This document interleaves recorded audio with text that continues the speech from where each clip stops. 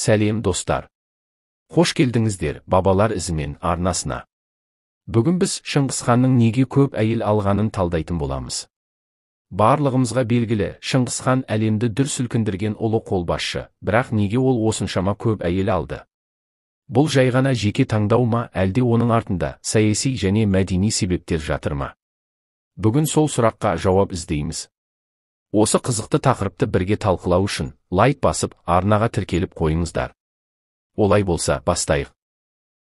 Шыңғыс хан әлемнің жартысына жуығын жаулап алған барлық соғысында шамамен 40 миллионнан астам адамды өлтірген тарихтағы ең аяусыз билеуші. Шыңғыс хан бүкіл дүние жүзін жаулап алмастан бұрын, ол мәңгі өмір сүрумен өлмейтін адам болғысы келді. Осы үшін де бақсыларды бағалап өзімен бірге кем дегенде бір бақсы алып жүрді. Күндердің күнінде Шыңғыс хан кері буддистен мәңгі өмір сүрудің құпиясын сұрайды. Сонда буддист қаншалықты көп әйелмен бірге болсаң өмірің соншалықты ұзын болады деген екен. Осыдан кейін Шыңғыс хан әр басып алған қаласында кемі 10 әйелге үйленген, әйелдермен өте көп қатынаста болғаны соншалық жер бетіндегі 20 миллионнан астам адам Шыңғыс ханның тікелей ұрпағы. Шыңғыс хан жаңа жерлерді жаулап алғанда ер адамдардың барлығын өлтірдім, ең сұлу әйелді өзіне алу үшін сұлулық байқауларын өткізген, ал қалған әйелдерді жауынгерлеріне таратып берген деседі.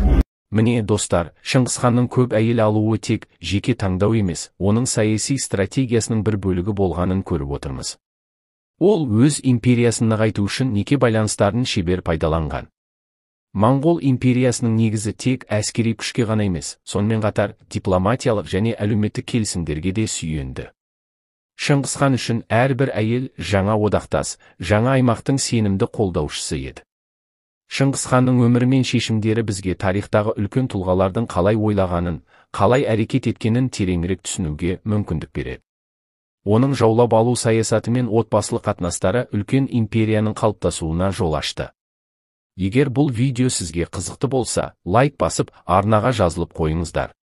Біз бабалар ізімен арнасында әлі талай тарихи тақырыптарды зерттейтін боламыз.